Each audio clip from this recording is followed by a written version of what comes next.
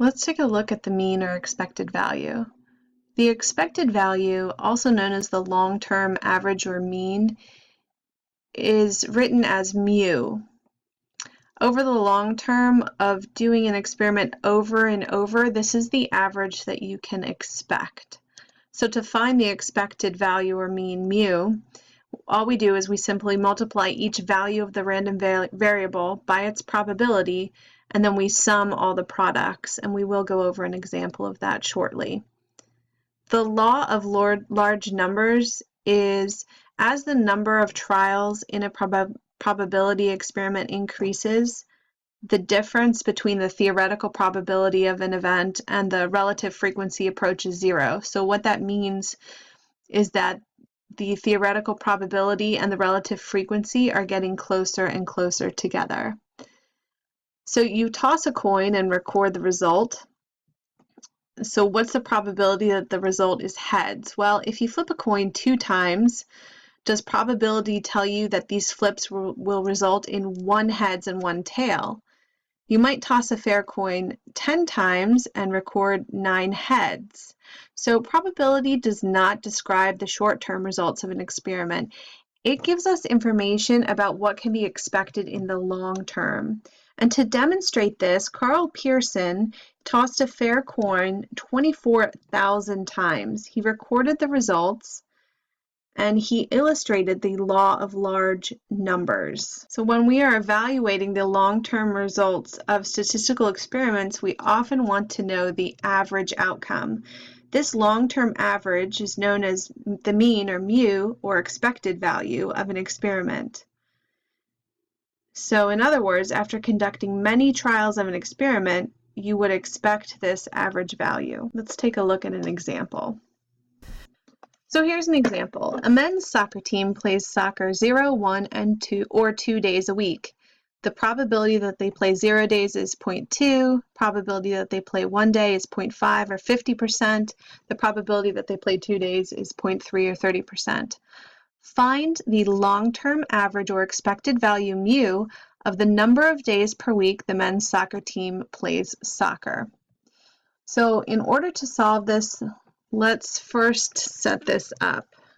So let's let x equal the number of days the men's soccer team plays soccer a week. That means that our x values are going to equal 0 because they could play 0 days, 1 day, or 2 days.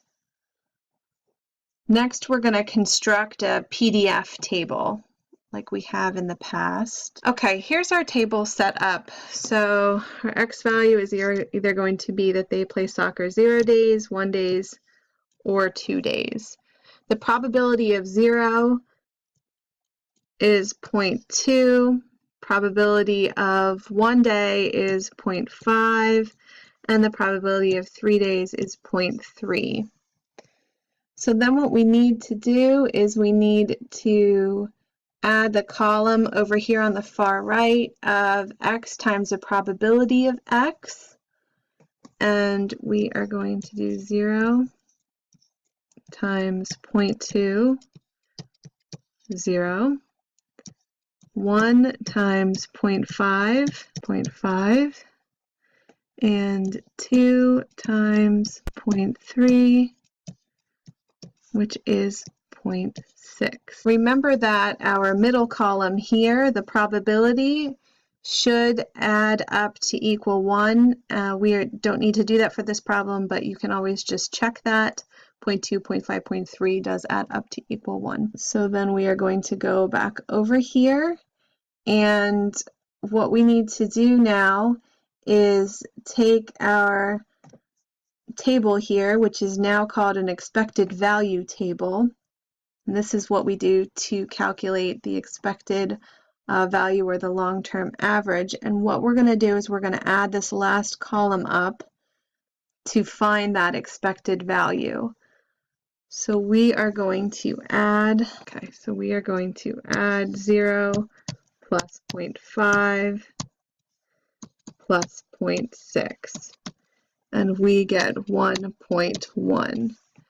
So the expected value is 1.1, right, our mu. And what this tells us is that the men's soccer team, on average, could expect to play soccer 1.1 days a week. Now, of course, you can't play 1.1 days per week, but over the long term, that is the average that is expected. So the last thing I want to mention is that some of the more common discrete probability functions are these four here: binomial, geometric, hypergeometric, and Poisson. But in this class, we are only going to cover the binomial and the Poisson. Also, I want you to start thinking about a probability distribution function as a pattern. So we're going to try to fit a probability problem into a pattern or a distribution in order for us to be able to perform the analysis and calculations that we need.